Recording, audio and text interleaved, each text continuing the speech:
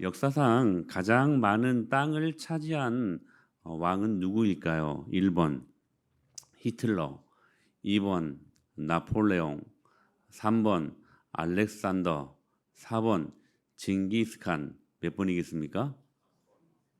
4번입니다. 의외로 우리가 어, 알렉산더나 그리고 나폴레옹이 많은 땅을 차지한 왕처럼 느껴지는데 징기스칸이 무려 777만 평방킬로미터. 그러니까 알렉산더 대왕보다 무려 2배 반을 더 많은 영토를 차지한 사람이었습니다.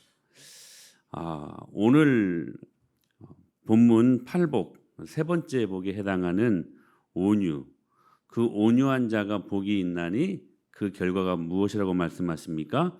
땅을 기업으로 받을 것이며, 온유한 자가 땅을 기업으로 받는다고 합니다. 그런 의미에서 모든 부동산업자들은 온유해야만 합니다. 그래야 땅을 많이 차지할 수 있기 때문입니다. 이 말씀을 하실 때 이스라엘은 로마의 식민 치하에 있었습니다.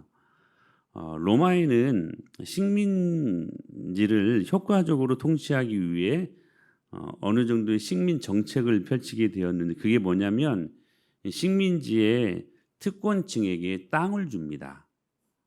땅을 주는 것이죠.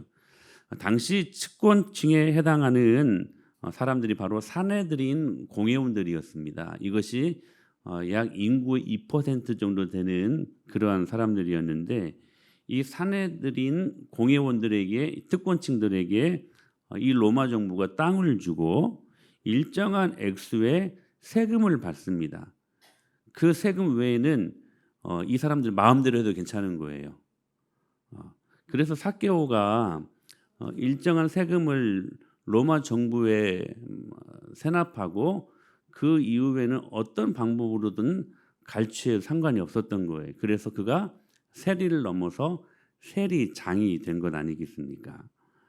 그러니까 일정한 액수의 세금을 이 특권층 사내들인 공회원들이 내게 됩니다. 그런데 이 공회원들은 또 제공받은 땅을 그냥 놀릴 수 없잖아요. 그래가지고 소작인들에게 또한 세금을 받고 이 땅을 대여해 줍니다. 그리고 이 소작인들에게 받은 세금을 로마 정부, 중앙정부에 내는 것이죠. 만일 이 소작인들이 세금을 내지 못하면 농노가 됩니다. 노예가 되는 것이죠. 우리가 합의루라고 하는 것인데, 그러니까 땅은 당시의 개념으로 보면 그들에게 있어서는 생존권이었습니다. 바로 이런 배경을 두고 예수님이 뭐라고 말씀하십니까? 온유한 자는 땅을 기업으로 받을 것이다. 땅 하나 없는 합의루, 땅 하나 없는 농노들에게 지금 이 말씀은 가히 혁명적인 말씀이었을 것입니다.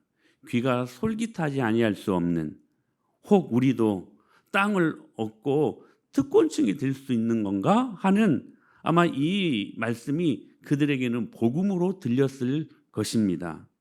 사실 성경은 땅을 기업으로 말씀하실 때 항상 축복과 그리고 약속의 성취를 상징하는 말씀으로 이 땅을 말씀하셨습니다.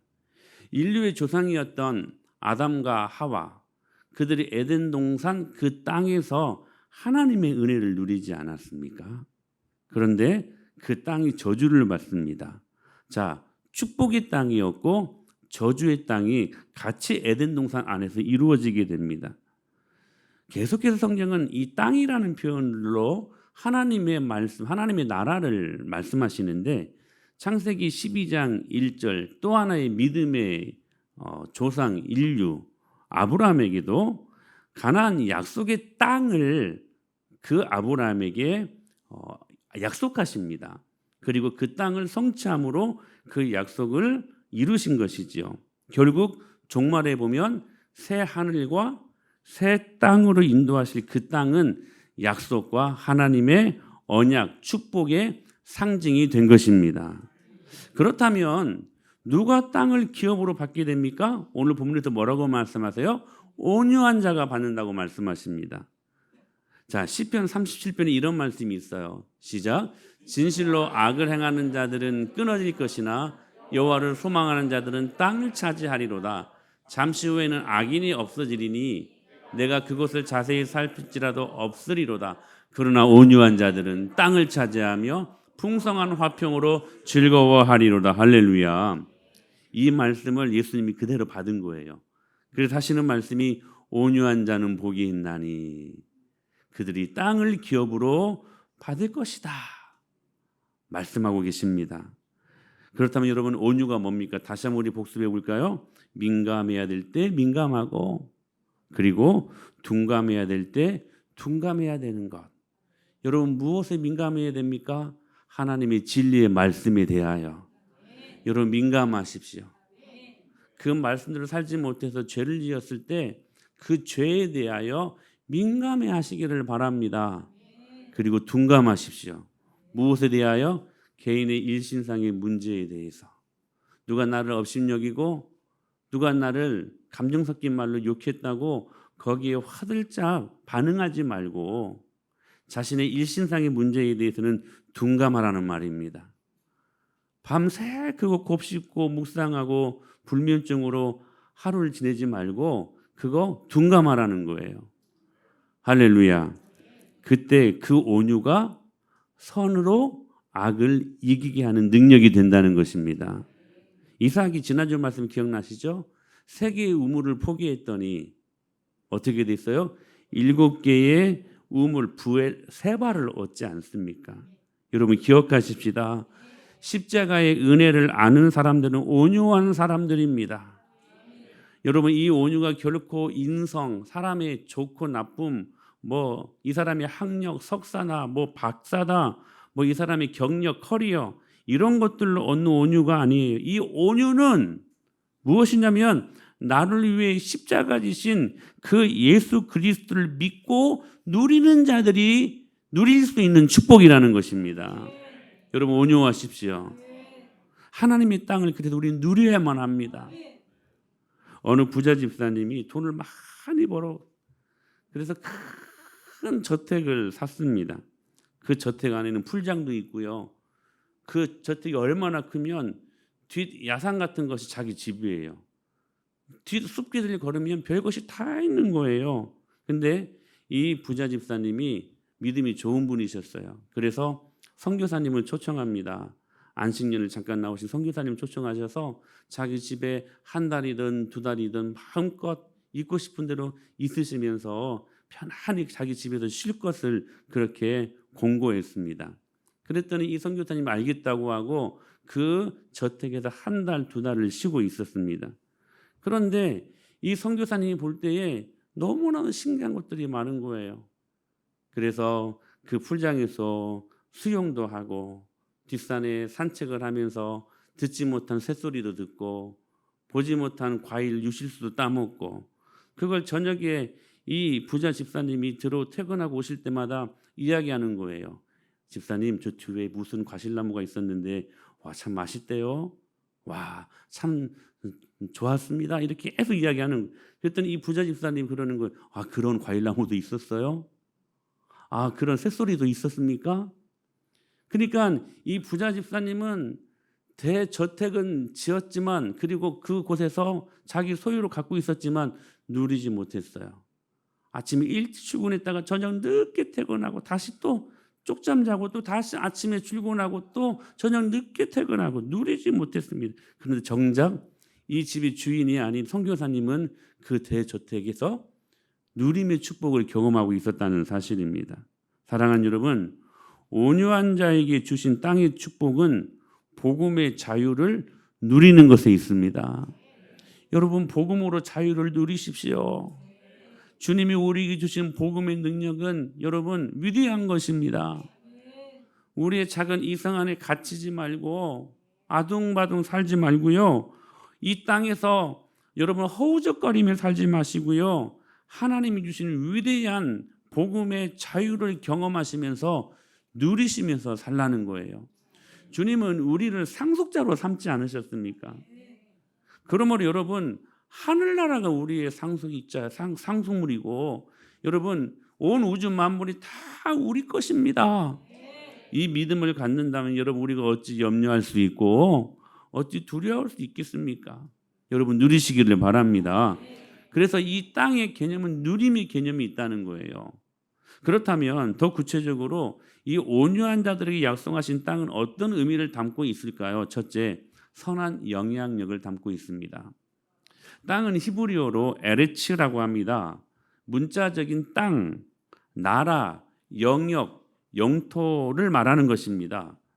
이는 문자적 땅과 상징적인 땅 둘 다를 의미하는 것인데, 그러나 본문이 지금 문자적 땅을 의미한다 할지라도 결국은 그 마지막에 하나님 나라를 나타내게 하기 위한 예표로서의 문자적 땅을 의미한다는 사실입니다. 즉 온유한 자가 정말로 땅을 차지한다는 말씀이 땅 부자가 된다, 땅 등기를 가진다라는 개념이 아니라, 만일 그렇다면 알렉산더, 히틀러, 나폴레옹, 징기스칸은 다 온유한 사람이게요? 정말 그들이 온유한 사람일까요? 아닙니다. 그들은 말이 좋아서 많은 땅을 차지한 대왕이라고 하지만 남의 땅을 침범했던 약탈자들 아닙니까? 그들은 결코 우리가 온유하다 말할 수 없다는 사실입니다. 그런 의미에서 여기서 말하는 땅을 차지한다고 하는 것은 하나님 나라를 위해서 땅을 얻게 되는 것, 즉 영향력을 의미한다는 것입니다.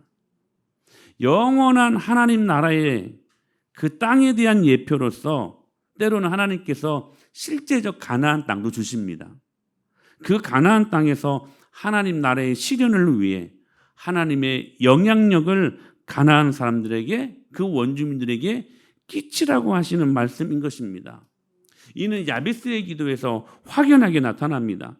여러분, 야베스가 어떤 복을 구했습니까? 내게 복을 더하여 주시옵소서. 엄청난 복을 야베스가 구하지 않습니까?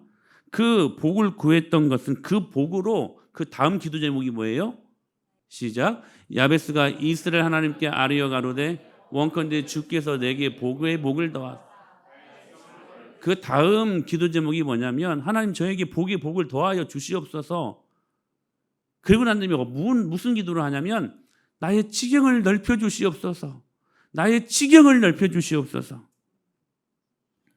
여기 지경이라고 번역된 이 말이 단순히 문자적인 의미로는 해변 혹은 경계, 영토, 땅이라는 말로 번역될 수 있는데, 이 단어가 쓰여졌던 배경이 어떤 시대였냐면 여호수아가 가나안 땅을 정복하고 난 다음에 12지파에게 땅을 분배했던 그러한 시대적인 배경을 갖고 있습니다. 그래서 어떤 지파가 더 많은 땅을 차지하느냐에 따라서 그들의 후손들의 삶이 달라졌던 거예요. 즉 영토, 지경은 각 지파가 가지고 있는 행사할 수 있는 영향력을 의미하는 것이었습니다. 그러므로 야베스가 기도한 이 지경이라고 하는 것은 내게 주신 하나님의 엄청난 축복을 가지고 하나님의 더 큰 일을 위해서 내가 하나님의 영향력을 갖고 선한 영향력을 선포하며 살 수 있는, 그 영향력을 확장시킬 수 있는 그러한 사람이 되게 하여 주시옵소서. 여러분 질문합니다. 여러분 복을 왜 구하십니까? 여러분 결국 여러분들이 여러 가지 많은 기도 제목들로 다양하게 기도하지만 결국 구하는 것은 복이지 않습니까? 그게 물질의 복일 수 있고, 그게 건강의 복일 수 있고, 그게 관계의 복일 수 있고, 다 복을 구하는 여러분들의 기도의 모습 아닙니까? 그렇다면 여러분 그 기도로 그 복을 구하는 여러분의 기도의 목적이 어디에 있냐는 거예요. 야베스 기도는 결코 기복주의적인 측면에서의 기도가 아니었습니다. 그는 구합니다. 야베스라는 이름 자체가 왕따라는 말, 바보, 병신 이런 말이에요. 그 병신이요, 그 바보가요, 사람들한테 왕따 당하는 그 야베스라는 인생이요, 하나님께 복을 구해요. 보통 복이 아니에요. 복을 더하여 주시옵소서. 여러분 우리는 이 모든 복을 받아야 살 수 있는 사람들 아닙니까? 그러므로 여러분들은 복을 구하는 것은 성경적인 것입니다. 그러나 그 다음이 중요해요. 야베스는 분명한 기도의 목적을 갖고 있었어요. 그게 무엇입니까? 나의 지경을 넓혀 주시옵소서. 주님이 나에게 이 복을 주신다면 이 복을 갖고 그냥 나 혼자 잘 먹고 잘 사는 삶이 아니라 하나님 나라의 영광을 위하여 영향력을 선포하고 하나님의 나라, 하나님의 지경이 넓혀지는데 이 복을 사용하겠습니다. 이 믿음으로 야베스가 기도했더니 그 기도하는 것은 하나님이 다 허락하셨더라. 여러분, 목적을 분명히 하십시오. 하나님은 복을 여러분들에게 제공하시는 분이세요. 오늘 저와 여러분들의 어떤 분들은 진짜 하나님의 절대적인 복이 필요한 사람도 있지 않습니까? 이 복 없이 우리가 어떻게 살아요? 하나님 오늘 또 사랑하는 우리 양무리들에게 복을 주시옵소서. 여러분, 이 복을 받으셔야 돼요. 그러나 목적이 중요한 거예요. 하나님의 나라, 하나님의 지경이 넓혀질 수 있도록. 그래서 예수 그리스도의 놀라운 능력과 그 복을 가지고 영향력을 선포할 수 있는 하나님의 사람 되게 하여 주시옵소서. 그래서 동시에 하나님 나라를 위해서 필요한 경우 주님께 실제적으로 문자적 땅도 주신다는 사실입니다. 여러분, 그렇게 하나님의 영향력을 선포하며 살았던 대표적인 인물이 요셉 아니었습니까? 요셉이 얼마나 힘든 인생을 살았습니까? 그가 17세의 나이에 형들이 팔려가 가지고 생판 언어도 다르고 헤어스타일도 다르잖아. 여러분 그 클레오파트라 아시죠? 그 막 찰랑찰랑한 그 일자머리에 먹는 것도 다르고요. 모든 문화가 다 달랐어요. 근데 17세 소년의 나이에 애굽으로 팔려가지 않았습니까? 보디발 장군의 집에 들어갔을 때 온갖 모함을 당하고 감옥에 쳐 들어가고. 그런데요, 여러분 여러 가지 많은 우여곡절, 많은 환난들이 있지 않았습니까? 그런데 그가 보디발 장군의 집에 있을 때에 하나님께서 그에게 복을 주십니다. 한번 보실까요? 시작. 그가 요셉에게 자기의 집과 그의 모든 소유물을 주관하게 한 때부터 여호와께서 요셉을 위하여 그 애굽 사람의 집에 복을 내리심으로 여호와의 복이 그의 집과 밭에 있는 모든 소유에. 할렐루야. 여러분, 이 말씀 믿음으로 받으십시오. 믿음으로 받으셔야 돼요. 자, 보세요. 그가 요셉에게 그가 누구예요? 보디발 장군. 보디발 장군이 이 요셉이 마음에 든 거예요. 보니까 얼굴도 잘생기고 총명해요. 그리고 거기에 성실까지 해요. 여러분, 그런 사람은 누가 여러분 마다하지 않겠습니까? 그래서 가정 총무로, 그러니까 자기 집 부인 외에는 모든 것들을 다 맡게 했다는 거 사실이에요. 근데 신기해요. 자, 그가 요셉에게 자기의 집과 그의 모든 소유물을 주관하게 한 때부터 여호와께서 요셉을 위하여 그 애굽 사람의 집에 뭘 내리셨어요? 복을 내리셨대요. 그래서 여호와의 복이 그의 집과 밭에 있는 모든 소유에 미친지라. 이것을 누가 봤어요? 보디발 장군 그 집안 사람들이 다 본 거예요. 그때 요셉이 행사할 수 있는 영향력은 어느 정도였을까요? 대단하지 않았겠습니까? 사랑하는 여러분, 여러분이 어떤 상황 속에서 어떤 공동체에 들어가서 일하게 된 때부터 하나님께서 여러분들을 위하여 그곳에 복을 내리심으로 여호와의 복이 그곳과 그의 모든 사람들에게 미친지라. 여러분, 그 영향력을 선포하며 살아갈 때에 우리가 가장 효과적인 그리스도의 복음의 능력을 선포할 수 있는 사람들이 될 수 있게 된다는 사실입니다. 여러분, 선한 영향력을 끼치십시오. 반대가 되면 안 돼요. 부정적이고 소망 없는 곳에 여러분이 들어가서 선한 영향력을 끼치십시오. 그래서 여러분들은 그 누구보다도 말 하나 할 때 조심하셔야 돼요. 행동 하나하나 할 때 조심하셔야 돼요. 왜냐하면 예수 그리스도가 여러분들 때문에 어떻게 상대방이 비추는지 모르기 때문에 그렇습니다. 원망하게 된 때부터 복을 내리심으로. 할렐루야. 주관하게 한 때부터 복을 내리심으로. 여러분, 영향력을 행사하십시오. 오늘 이게 온유한 자에게 부어주시는 땅을 기업으로 받을 것이며 축복이라는 사실이에요. 우리 지난주 이삭의 말씀을 듣지 않았습니까? 26장 28절에 그들이 이르되 여호와께서 너와 함께 계심을 우리가 분명히 보았다. 우리의 사이 곧 우리와 너 사이에 맹세하여 너와 계약을 맺으리라 말하였노라. 이렇게 말하지 않습니까? 여러분, 아비멜렉이 어떤 사람입니까? 터지는 우물 다 뺏어간 사람이었어요. 그런데 그때마다 하나님의 온유로 말미암아 이 모든 것들을 다 포기하고 하나님이 허락하시는 그 큰 그림을 볼 줄 알았던 이삭, 그 세계 포기했더니 7개의 우물을 차지하게 하신 하나님을 아비멜렉이 포기하셨잖아요. 사랑하는 여러분, 여러분들로 말미암아 여러분 안에 살아계시는 예수님의 놀라운 능력을 예수님 안 믿는 사람들이 볼 수 있게 되기를 소망합니다. 이 은혜가 있어야 돼요. 여러분, 역동하는 능력으로는 살아야 되지 않겠습니까? 이삭 하나 때문에요, 천하의 아비멜렉이 항복하고 찾아와요. 또 나랑 화친을 맺자, 화목하자. 네 안에서 역사하는 그 하나님의 능력을 내가 분명히 보았다. 사랑하는 여러분, 예수 믿는 나 하나 때문에 우리 가정이 복을 받을 수 있고, 예수님 믿는 나 하나 때문에 여러분 우리 가문이 복을 받고, 여러분 생각만 해도 너무나 근사하지 않습니까?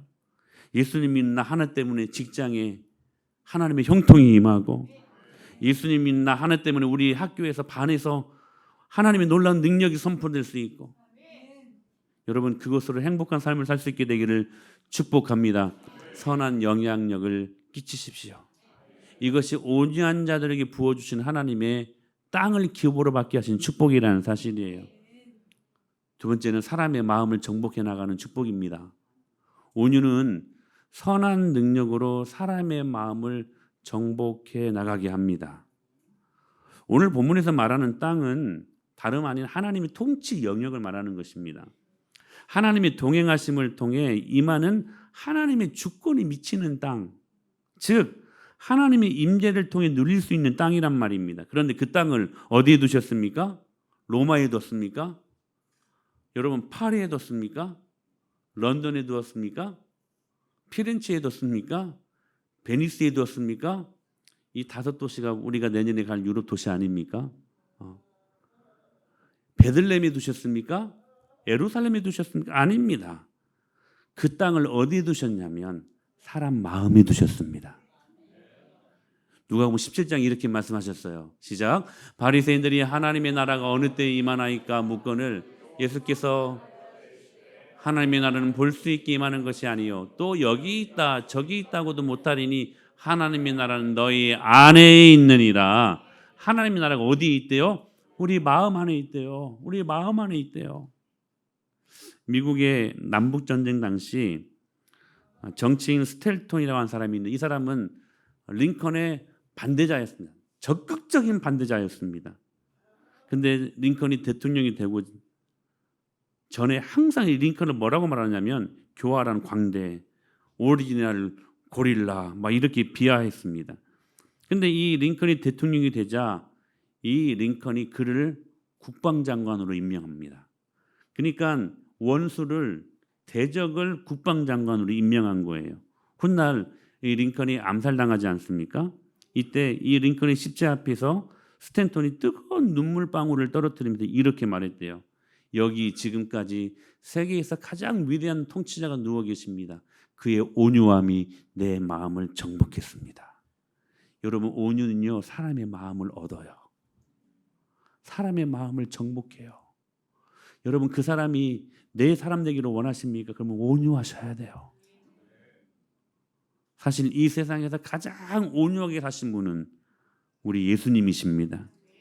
예수님은 무슨 땅을 얼마만큼, 여러분 오늘 이렇게 말씀하셨던 그 예수님께서 정작 본인이 여러분 땅을 기업으로 받으신 일이 있습니까? 문자적인 땅을? 아니요. 여러분, 예수님은 거하실 집도 없으셨습니다. 정복자들처럼 땅 한 평 없었습니다. 한 평도 못 받으셨어요. 묘지도 남의 무덤을 빌려서 거기에 들어가지 않습니까? 그러나 진짜로 예수님이야말로 땅을 기업으로 받으셨습니다. 무슨 말일까요?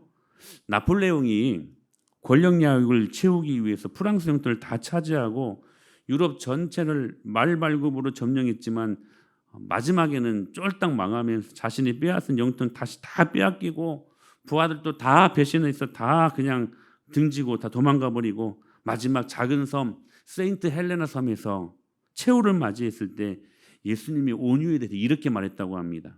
나는 오늘까지 나의 영토와 나의 권세를 위해서 일했고 나의 부하를 얻기 위해 싸웠는데 지금 내 것이 하나도 없다. 그러나 예수는 영토도 없고 부하도 없이 십자가 위에서 힘없이 죽었는데 오늘날 그를 따르는 자는 왜 그리 많은가? 나는 이제야 알겠노라. 나는 강한 병력을 모았는데 그는 사랑과 온유를 통해 사람 마음을 정복해 나갔다. 사랑하는 여러분, 이 예수님의 온유로 우리가 이 예수님의 사랑이 전해질 수 있다면 그로 인해 그리스도의 복음이 여러분 생명이 나타날 수 있다면 얼마나 근사한 인생이 될 수 있겠습니까? 여러분 지금도 예수님의 온유로 말미암아 5대양 6대주에 흩어져 사는 수많은 영혼들의 마음 속에 하나님의 나라가 임하지 않았습니까? 미국, 영국 국적은 다 달라도요. 여러분 그 마음 안에 하나님의 나라가 임하였으니 여러분 그곳에 하나님의 영광이 임하는 것 아니겠습니까?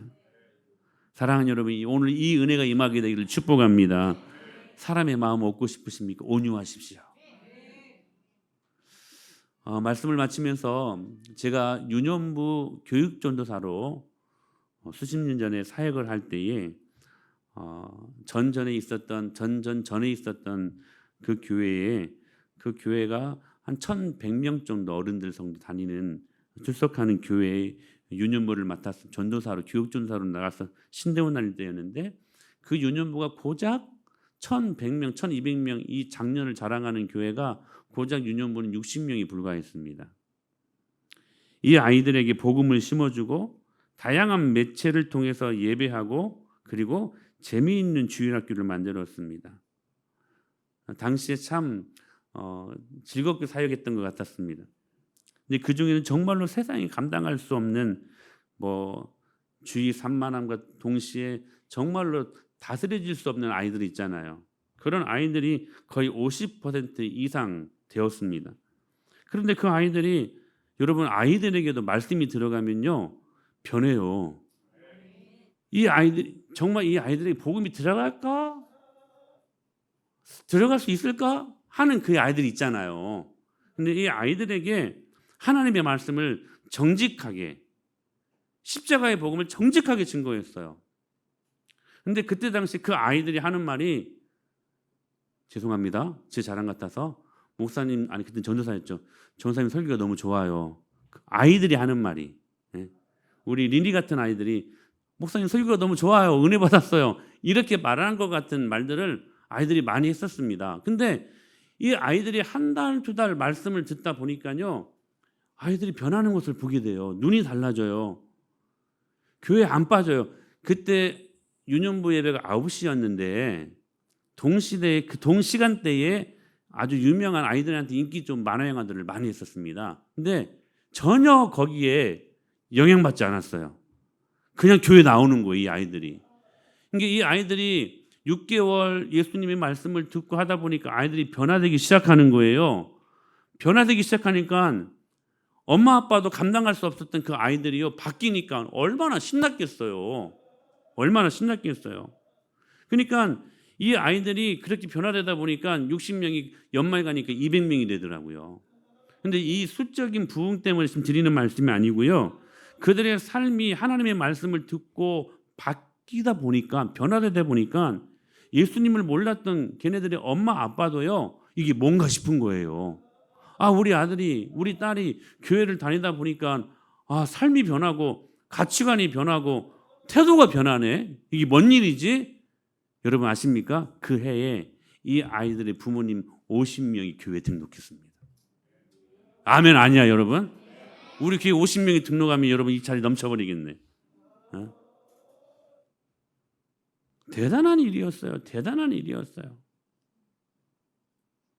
그러니까 그 아이들이 예수님 믿고 선한 영향력을 그 부모님들에게 끼칠 수 있는 삶을 살았다는 거예요. 이를 통해서 그 불신 엄마 아빠들의 마음이 정복된 거예요. 적어도 하나님의 나라가 50군데 이상 생긴 거야. 사랑하는 여러분, 온유로 땅을 차지하십시오. 선한 영향력으로 사람들의 마음을 정복해 나가시기를 바랍니다. 가깝게 아내의 마음을, 남편의 마음을 얻으십시오. 불신자들의 마음을 얻으십시오. 그러기 다시 한번 상기하시길 바랍니다. 민감할 때 민감하셔야 돼요. 민감할 때 둔감하지 말고. 여러분 이게 여러분 정말 우리가 바꿔야 될 숙제야 숙제. 민감해야 될 때 둔감하지 마시길 바랍니다. 하나님 진리에 대해서 아멘 하셔야 돼요. 둔감하시면 안 돼요. 그 말씀을 받아 먹을 때 민감하게 아멘 하셔야 돼요. 순종해야 될 때 순종하셔야 돼요. 죄에 대해서 여러분 지긋지긋하게 그 죄에 대해서 여러분 싫어하셔야 돼요. 민감하게 반응하셔야 돼요. 그러나 둔감할 때는 둔감하셔야 돼요. 누가 나한테 기분 나쁜 소리 했다고 하루 종일 그 말씀 그 말 곱씹지 말고 둔감해버려. 그냥 no problem. 그냥 둔감. 그 온유가 악을 이기고 그 온유가 선한 영향력으로 사람들의 마음을 정복해 나간다는 거예요. 그때 게임 체인저. 네? 영적인 판도가 그 온유로 말미암아 바뀌어버려. 그러니까 이 온유는 실질적으로 우리가 누릴 수 있는 행복의 정말 도드라진 가치예요. 그래서 여러분 지금 3주에 걸쳐서 이 온유에 대해서 말씀을 증거하는 거 아니겠습니까? 온유하셔야 돼요.